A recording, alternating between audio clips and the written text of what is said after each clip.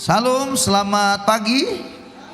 Ya, puji Tuhan saudara-saudara, pada kesempatan ini kita bersyukur kembali karena Tuhan sudah mengumpulkan kita dari berbagai tempat dan kita menikmati ibadah kita. Salam dari Pak Ketua Umum Sinode untuk kita semua, dan dia sangat bangga buat saudara semua, kita semua yang sudah menyelesaikan acara perayaan ulang tahun Sinode kita yang ke-52 dan juga Natal kita bersama-sama. Tentunya tetap akan ada evaluasi, tapi biar bagaimanapun tidak ada sebuah acara yang sempurna adanya. Di sana sini pasti ada kekurangan, itu hal yang biasa. Tapi satu hal dulu yang pasti, kita sudah menyelesaikannya. Dan bagaimana teman-teman semua dari seluruh Indonesia, gereja kita bisa ikut bersuka cita juga. Nah, saudara-saudaraku, pada momen ini kita belajar firman Tuhan lagi. Tema di sini ada untuk bulan Desember itu berbicara jangan lupakan kebaikan Tuhan. Jangan lupakan kebaikannya atas hidup saudara dan saya. Oke. Sebelum selanjutnya kita membahas kebenaran itu, saya ingin memberikan sebuah hal yang penting, saudara-saudara, bahwa sebagai umat manusia ada satu penyakit kita yang secara umum yang selalu saja kita sering lakukan. Ya, ada penyakitnya itu. Anda tahu penyakit apakah itu? Lupa. Nah, itu penyakit yang namanya lupa.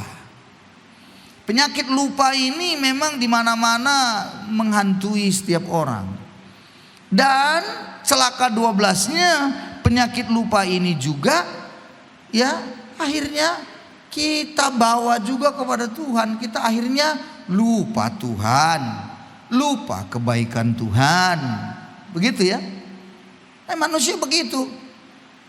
Coba saya mau kasih tahu saudara-saudara, ada manusia yang suka sekali mengingat kesalahan orang yang diperbuat padanya, tapi lupa kesalahannya sendiri. Betul enggak? Itu penyakit lupa. Lupa dia. Kalau kesalahan orang, dia enggak akan pernah lupa. Dia ingat terus. Biasanya suami istri juga begitu.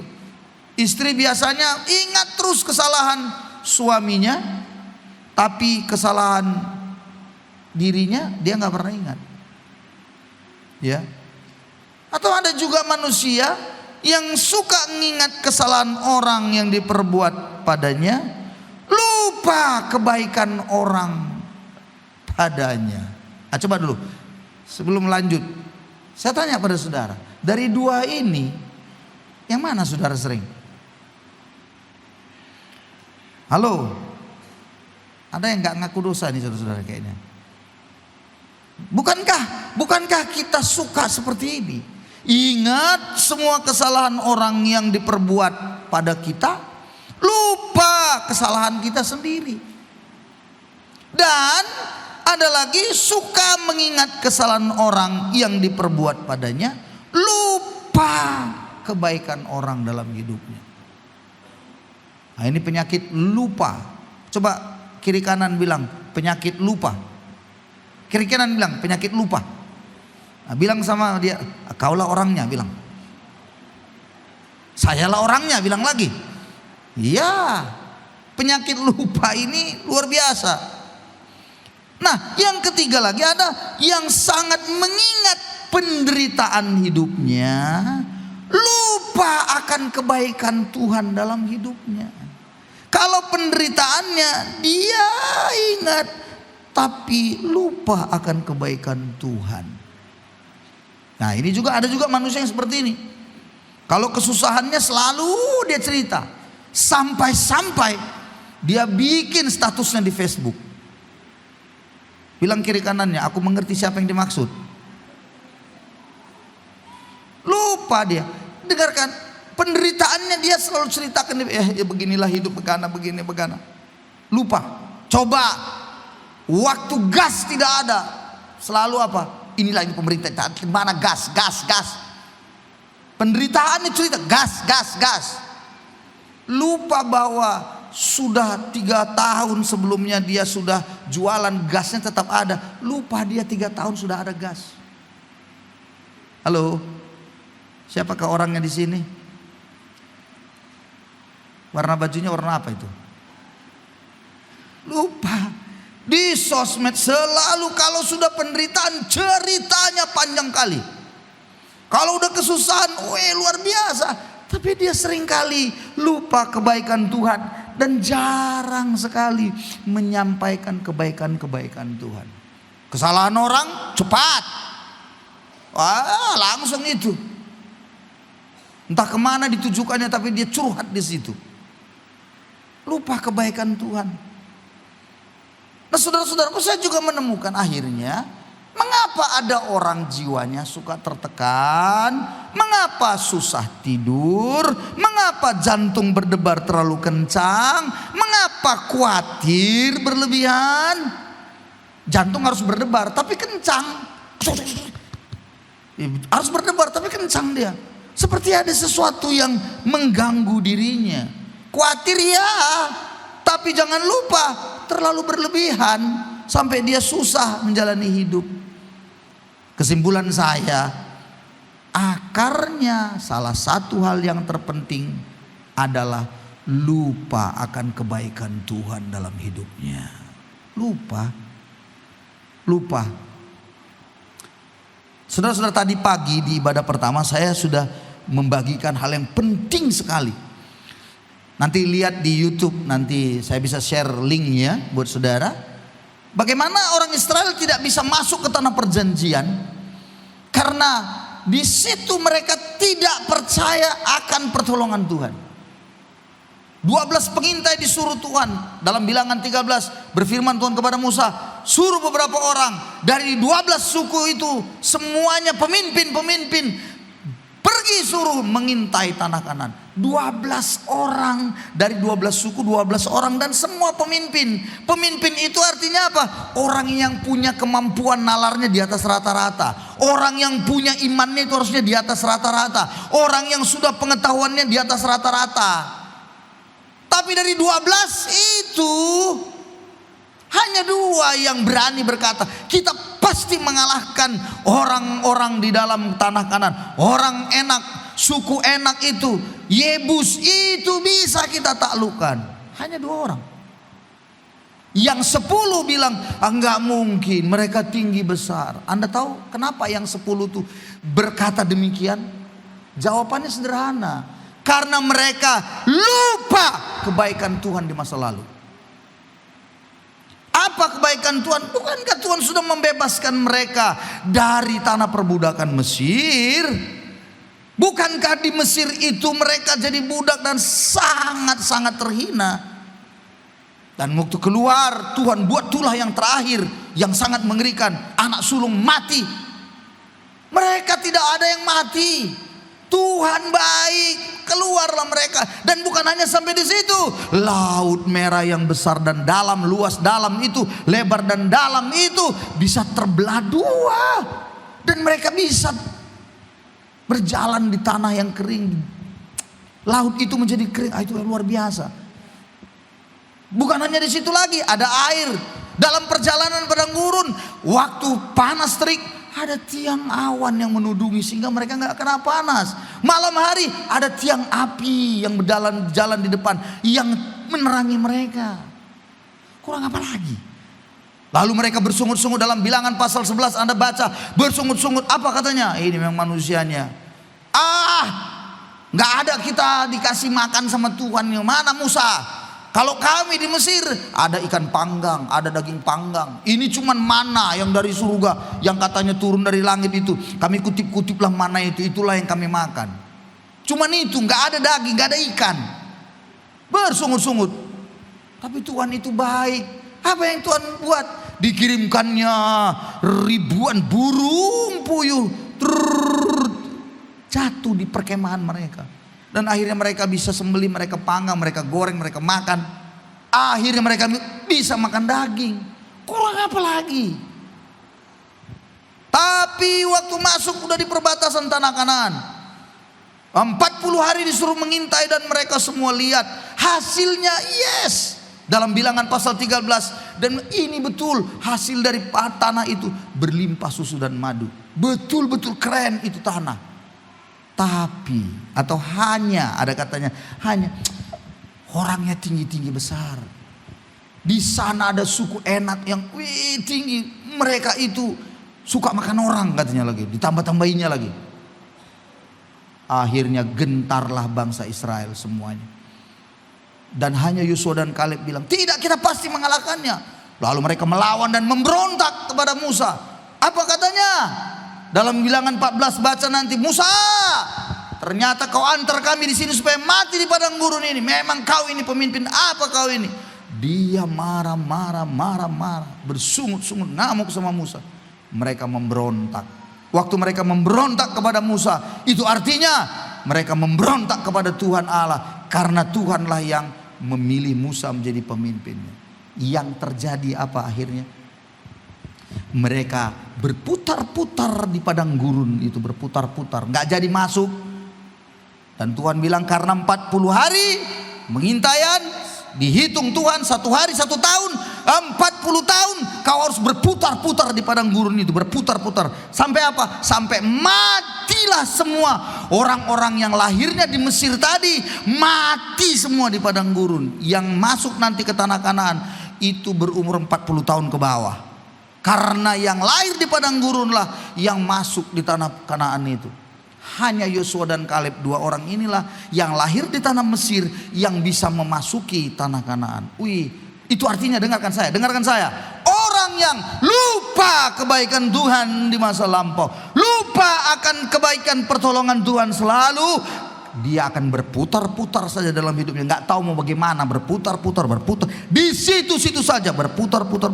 Tidak berani memasuki tanah Kanaan, tidak berani dia memasuki tanah perjanjian yang berlimpah susu dan madu. Ada banyak orang saya temukan hari ini tidak berani melangkah untuk maju, selalu saja takut, selalu saja merasa minder, selalu saja merasa cemas, tidak berani melangkah.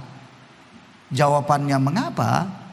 Simpelnya, sederhananya kalau buat saya, dia tidak pernah ingat betapa hebatnya Tuhan, betapa pertolongan Tuhan di masa lalu. Halo, ibu-ibu hari ini punya kesusahan bukan? Semua kita punya kesulitan bukan? Betul, tapi jangan lupa bahwa sampai hari ini ibu bapak bisa ada, itu karena kebaikan Tuhan. Ingatlah kebaikan itu, jangan ingat penderitaanmu. Minggu depan saya akan berbicara, jangan ingat penderitaan, ingat kebaikan Tuhan. Lupakan penderitaan. Memang hidup di dunia ini menderita, iya. Siapa bilang tidak? Di dunia ini penuh penderitaan, betul. Tahun lalu saya sudah bilang tahun ini susah. Ada yang bilang susah-susahnya terus Pak, tapi baik-baik aja aku tengok kita di dunia sini katanya. Oh lau balik, tasuno lo balangi. Begitu kemarin longsor, hancur semua, harga cabai 250.000, mati maho. Macam mana itu? Baru, aduh bagaimana nih Pak? Bagaimana nih? Bisa pula harga jipang labu siam itu 1 biji 20.000 1 biji. Tolong Tuhan, harga telur 150.000 satu. Aduh, di mana lagi ceritanya itu? Maka mulailah menjerit, Tuhan bagaimana ini Tuhan? Bagaimana? Maka yang disalahkan siapa? Siapa yang kau salahkan? Alam yang berbicara. Tuhan sedang berkehendak, berdaulat melakukan sesuatu. Makanya ku bilang dari dulu, tanam cabai, tak kau tanam. Kan ku bilang dari dulu, tanam sayur, tak kau tanam, barasoi. Anda punya pekarangan luas. Aku tahu di beberapa rumah-rumah yang aku selalu, kan saya kan ikut suka ke rumah ya. Rumah siapa yang belum saya jalani, tinggal beritahu saya, nanti ku jalani. Udah ku jalani semua, ku tengoklah rumahnya. Ya ampun, ada pekarangannya, ada ini, ada. Kenapa tidak kau tanam tomat? Tidak kau tanam cabai? Bagaimana cara menanam cabai Pak Bangun? Begini. Oh iya, nanti kita coba lah. Sampai Tuhan Yesus datang nggak dicoba-cobanya. Itulah hebatnya. Ajaib. Begitu cabai itu menjerit. Saya kemarin sempat mau bilang sama saudara saya di Kebenjahe, sama adik saya, berapa cabai di situ? Di sini 200. Oh cocok bang, kirim. Biar di sini ku jual. Lumayan untung pikirku. Rupanya putus jalannya, tak bisa. Tak bisa aku dapat untung besar. Gak ada, putus jalannya. Akhirnya batal.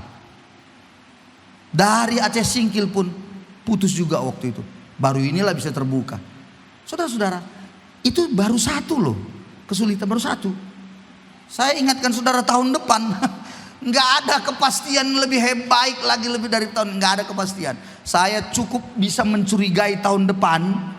Prediksi lebih buruk daripada tahun lagi. Susah. Kok bisa begitu? Ya memang begitu kata firman.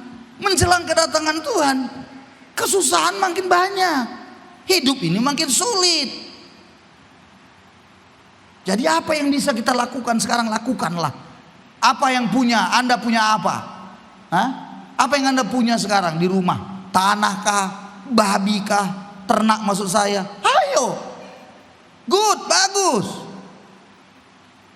Saudara-saudara, orang karena selalu lupa kebaikan Tuhan di masa lalu, akhirnya nggak melangkah memasuki masa depannya. Situ aja berputar-putar. Sampai kapan? Sampai mati. Udah mati. Ama gabula dede sudah mati. Sudah selesai. Nggak ada lagi ceritanya. Ina Afiso mati. Matilah dia udah. Nggak ada lagi yang lain. Apa gunanya? Hidup cuman menyesak-nyesakkan, nyusah-nyusahin di dunia ini begitu berputar-putar. Padahal sudah berada di perbatasan memasuki tanah Kanaan. Jadi orang akan sulit memasuki tanah Kanaan jikalau dia suka lupa kebaikan Tuhan di masa lalu.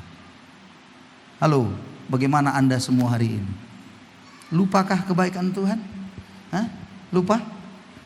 Anda akan berputar-putar terus. Itu sebabnya saya mengajak kita pada hari ini.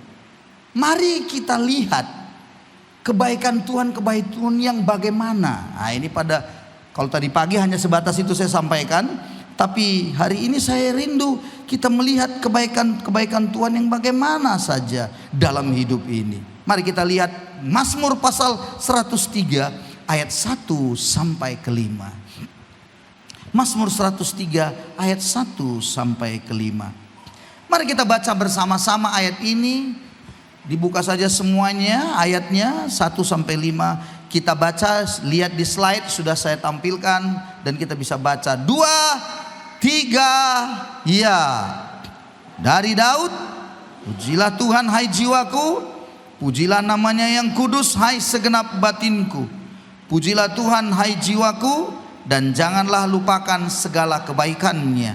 Dia yang mengampuni segala kesalahanmu, yang menyembuhkan segala penyakitmu. Dia yang menebus hidupmu dari lubang kubur, yang memahkotai engkau dengan kasih setia dan rahmat. Dia yang memuaskan hasratmu dengan kebaikan, sehingga masa mudamu menjadi baru seperti pada burung Raja Wali. Dari ayat-ayat yang kita baca ini menarik sekali. Kalau Bapak Ibu melihat ayat demi ayat, kita akan melihat kebaikan-kebaikan Tuhan dalam hidup kita apa saja. Kita bisa perhatikan. Dan jangan pernah lupakan kebaikan-kebaikannya itu dalam hidup saudara. Mari kita lihat satu persatu. Yang pertama dikatakan, Ia mengampuni segala kesalahan kita. Dengarkan saya, pengampunan dari Tuhan itu merupakan kebaikan sangat besar dan terbesar dalam hidup ini. Bukan sakit sembuh. Bukanlah kita ini tidak punya uang terus punya uang. Kebaikan yang luar biasa itu adalah Tuhan mengampuni semua dosa-dosa kita. Apalah gunanya kita punya semua harta kalau akhirnya kita mati masuk neraka? Apalah gunanya kita punya jabatan kalau akhirnya kita mati? Tidak kita mendapatkan kehidupan yang kekal itu, yang penuh dengan damai sejahtera sukacita itu. Apalah gunanya kita memiliki segala sesuatu yang bisa kita miliki, tapi kemudian kita masuk neraka? Apalah gunanya? Maka dalam Roma 4 ayat 6 sampai 8, Daud juga yang mengatakan dalam Mazmur 32 ayat 1-2, seperti juga Daud menyebut berbahagia orang yang dibenarkan Allah bukan berdasarkan perbuatannya. Berbahagialah orang yang diampuni pelanggaran-pelanggarannya dan yang ditutupi dosa-dosanya. Berbahagialah manusia yang kesalahannya tidak diperhitungkan Tuhan kepadanya. Jadi kita berbahagia karena Tuhan mengampuni. Melalui hari ini kita akan menikmati perjamuan kudus bersama-sama. Ingatlah kebaikan Tuhan itu, bahwa Dia mati menyelesaikan dosa kita. Ingat betapa pengorbanannya itu sungguh luar biasa atas kita. Dan jangan lupakan itu dimanapun kemanapun kau pergi. Supaya apa? Supaya imanmu tetap kuat. Dalam menghadapi persoalan kau bisa berkata, yes, pergumulanku banyak Tuhan. Dengar. Saya beritahu, orang Israel tadi tidak bisa memasuki tanah perjanjian. 10 pengintai yang katanya pemimpin itu, yang harusnya di atas rata-rata imannya, kemampuannya, tetapi tidak bisa. Oleh karena tidak melihat kebaikan Tuhan di masa lampau. Maka ingat, orang yang lupa akan kebaikan Tuhan di masa lalu selalu melihat masalah. Selalu saja dia pandang semuanya menyulitkan dia. Masalah besar dilihatnya, tapi Tuhan kecil. Karena dia lupa kebaikan Tuhan. Dia nggak ingat bagaimana pertolongan Tuhan. Bayangkan orang Israel, kan sudah saya bilang tadi, keluar dari tanah Mesir, begitu banyak pertolongan Tuhan. Bukankah laut terbelah dua? Bukankah itu membuktikan Allah besar? Amin. Kalau ada tiang awan, tiang api, bukankah Tuhan itu luar biasa pemelihara, penjaga mereka? Begitu tidak ada daging, Tuhan beri daging. Bukankah Tuhan itu luar biasa? Tapi itu pun mereka lupa semuanya, nggak ingat. Tetap melihat bahwa masalah ini lebih besar daripada Tuhan. Betul masalahmu besar Bapak Ibu, betul. Tapi lihatlah, ingatlah bahwa Allahmu dan Allahku jauh melebihi masalahmu itu. Itu sebabnya bagaimana kita melihat Allah yang begitu besar dalam hidup ini adalah bagaimana Ia berkorban, mengampuni, menyelesaikan dosa kita. Tidak terlawan lagi itu saudara, tidak bisa. Kalau mukjizat bisa nggak setan bikin? Bisa. Anda miskin terus bisa jadi kaya, Anda finansial uang Anda banyak, bisa nggak setan buat? Bisa. Tapi menyelesaikan dosa nggak bisa saudara-saudara. Itu sebabnya Anda ingatlah kasih Tuhan, bahwa dosaku sudah diselesaikannya, hidupku sudah ditebusnya. Kata ditebus, ingat ya, kalau ditebus artinya, ini nih, kalau Anda yang punya perhiasan-perhiasan lah ibu-ibu, perlu uang, Anda gadaikan kemana? Ke pajak gade. Nah, itu artinya sudah tergade di situ. Dan bagaimana mengambilnya? Bahasanya dibilang apa? Ditebus. Kita ini sudah menjadi bagian setan sebenarnya, iblis cengkeram, karena kita sudah terjual kepada dosa. Tapi Yesus ambil kita dari situ. Bahasanya bilang ditebus dengan darahnya, nyawanya sendiri. Bukankah itu kasih Tuhan yang besar? Saudara-saudara, jangan selalu berpikir bahwa uangku tidak ada, maka aku akan buktikan bahwa Allah itu besar dengan cara uang ada. Bukan itu. Bukan itu. Tuhan begitu memberikan nyawanya. Ingat ini, iman kita penting. Nyawanya saja Dia berikan untuk kita, di kayu salib Dia selesaikan. Maka tak mungkin Dia tidak akan menolong saudara dan saya. Itu dia. Tidak mungkin Dia tidak akan tolong, tuntun, berkati, sertai saudara. Ketika Anda apa? Datang padanya. Ketika Anda mau hidup berjalan dalam jalannya, Anda akan menikmati itu. Jadi yang pertama, kebaikan Tuhan, Dia mengampuni semua pelanggaran kita. Amin saudaraku. Yang kedua, Ia menyembuhkan segala penyakit kita. Penyakit apa yang paling penting? Penyakit rohani. Penyakit yang memang satu seringkali terjadi dan kita suka sekali, penyakit rohani itu. Apa itu yang penyakit rohani dalam hidup kita ini? Yang seringkali kita bersungut-sungut. Kita menjadi orang yang selalu salah, menyalahkan keadaan, menyalahkan setiap orang. Itu penyakit itu. Tapi Tuhan ingin sembuhkan luka itu di dalam itu. Kita ketidakpuasan kita. Namanya penyakit, pasti ada virusnya, betul ya? Ada bakteri, biasanya ada penyakit, kan begitu kan? Maka ada begitu banyak yang menggerogotin rohani kita. Kebencian, amarah, dendam. Itu penyakit-penyakit itu. Tuhan bilang, aku ingin menyembuhkan segala penyakit. Penyakit apa Tuhan ingin sembuhkan? Tapi juga penyakit yang selanjutnya bisa jadi adalah penyakit jasmani kita. Penyakit jasmani apa? Banyak di masa lalu. Halo, jangan pikir Anda batuk-batuk terus Anda sembuh. Jangan pikir itu tidak kebaikan Tuhan. Bukan berarti harus yang kanker sembuh, lalu kemudian penyakit-penyakit yang membahayakan menurut Anda itu sembuh. Bukan cuma itu. Dan kalau penyakit jasmani, selalu saya katakan, sembuh pun tetap, ingat baik-baik, tetap pasti mati. Katakan amin.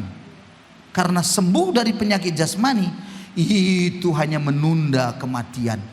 Matinya pasti, tinggal tunggu saja kapan. Tapi penyakit rohani disembuhkannya itu kita bawa dalam kekekalan. Luar biasa loh. Tuhan ingin menyembuhkan. Yang selanjutnya, menebus kita dari lubang kubur. Lubang kubur itu adalah maut atau kebinasaan. Saya coba kutip dalam terjemahan lamanya ya, Mazmur 103 ayat keempat. Dia bilang begini, Dia yang menebus hidupmu dari lubang kubur. Itu terjemahan baru LAI. Tapi LAI terjemahan lama dia bilang begini, Ia menebus jiwamu daripada kebinasaan. Jadi dia tebus dari kebinasaan, dari jurang maut, dari neraka itu tadi.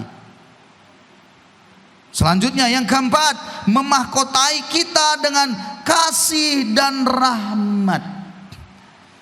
Ya, yang memahkotai kita dengan kasih, setia dan rahmat. Nah, ini kasih, setia dan rahmat.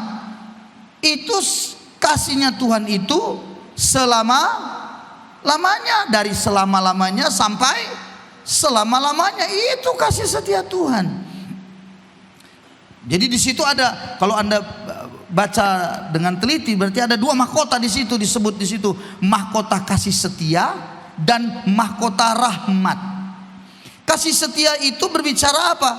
Kasih setia itu berbicara kesetiaan Tuhan pada janjinya. Itu kasih setia pada janji Tuhan, kesetiaan Tuhan pada janjinya.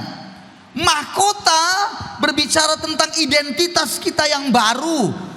Sebelumnya kita budak dosa, orang yang tidak berharga, tapi dijadikan mahkota itu berarti diangkat menjadi raja, menjadi seorang yang sangat berharga karena diberi mahkota. Jadi mahkota kasih setia itu berbicara bagaimana Tuhan dalam kesetiaannya pada janjinya melindungi saudara, mengangkat Anda menjadi orang yang punya otoritas, melindungi saudara, dan jangan lupa ada tanda perjanjian di dalam hidup saudara dan saya. Karena itu kasih setia. Mahkota yang kedua, mahkota rahmat. Nah, ini rahmat ini dalam terjemahan yang lain bisa disebut anugerah atau kasih karunia Tuhan, kemurahan, belas kasihan Tuhan. Tadi ada mahkota rahmat. Rahmat itu artinya di dalam setiap kehidupan kita, kasih Tuhan itu, belas kasih Tuhan itu sungguh kita rasakan dalam hidup kita. Oh, belas kasih Tuhan sebenarnya kan gini, dengarkan. Contoh nih. Anda tidak tahu mau bagaimana uang kuliah anak tidak ada. Ini contoh nih. Tapi Tuhan kasih kita belas kasihnya, kita dilayakannya, kita diberikannya bantuan pertolongan, ya melalui orang lain. Tapi bukankah Tuhan yang menggerakkan hati orang itu menolong saudara dan saya? Atau nggak tahu bagaimana caranya, ada yang memberkati saudara. Saya berulang kali, bukan 1-2 kali, berulang kali. Contoh nih, saya pergi ke Medan, ya, tiket pesawat sudah berangkat ada, tiket pulang nggak ada. Nggak tahu saya bagaimana pulangnya Tuhan. Nah, makanya kadang-kadang ibu bilang, bagaimana tiket pulang? Adanya itu nanti, adanya itu nanti. Nggak tahu cara Tuhan kadang-kadang. Pernah satu kali memang saya sudah tidak tahu bagaimana, tapi ada orang bilang gini, bang, kapan abang pulang? Mungkin minggu ini atau minggu depan. Oh iya ya. Nggak pastinya dulu bang, kapan abang pulang? Begitu kan? Ya tergantunglah semuanya. Nanti saya coba pikirkan, soalnya dananya begini. Bilang lah bang kalau begitu. Udahlah, kutanya sekali lagi, kapan abang pulang? Ya kalau apa ya minggu ini. Kapan itu minggu ini? Ya hari Sabtu, karena minggu kan pelayanan. Ya udah, nggak tahu 10 menit kemudian dikirimnya. Udah ya bang, itu tiket abang pulang. Pulanglah aku. Itu namanya belas kasihan. Ngerti nggak? Itu namanya rahmat. Katakan amin. Pergi ke Papua, pergi ke Papua. Nggak tahu mau bagaimana nih. Dari mana uangnya? Tiket berangkat. Sinode bilang siap. Tiket untuk berangkat sinode luar biasa. Diberikan dari Surabaya ke Papua. Oh keren. Tiket pulangnya aku tengok. Oh haleluya. 5 juta.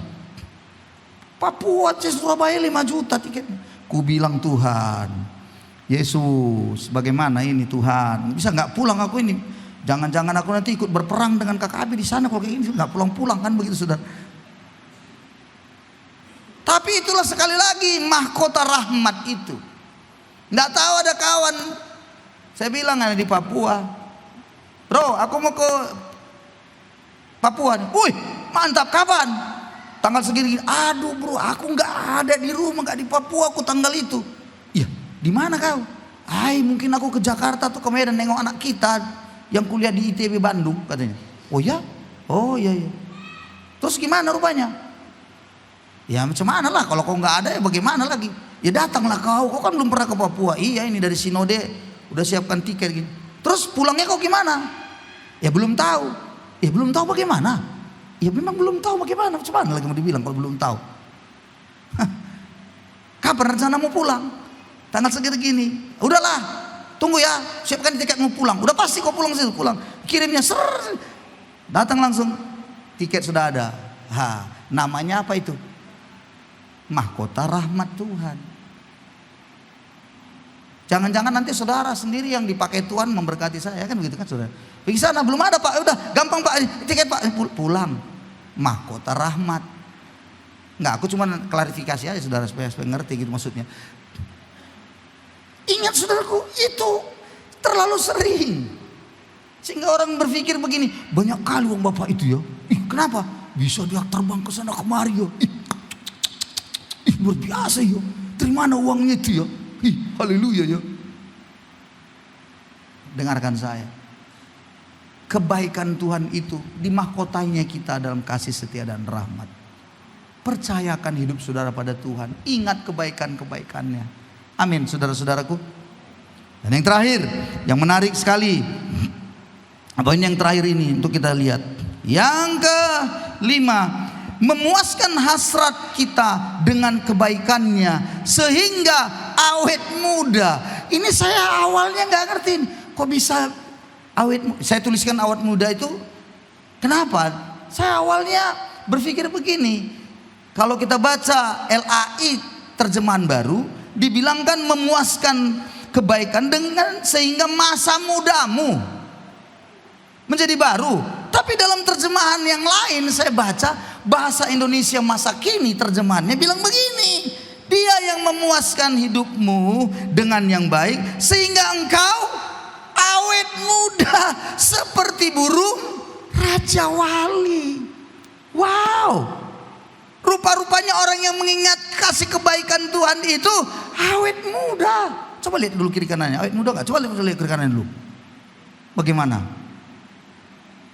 Muda? Atau sudah mulai acu amai? Hah?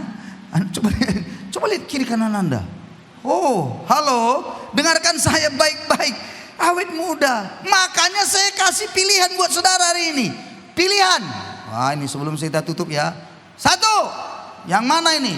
Hemat di wajahmu, tapi boros di umur. Atau hemat di umur, boros di wajah.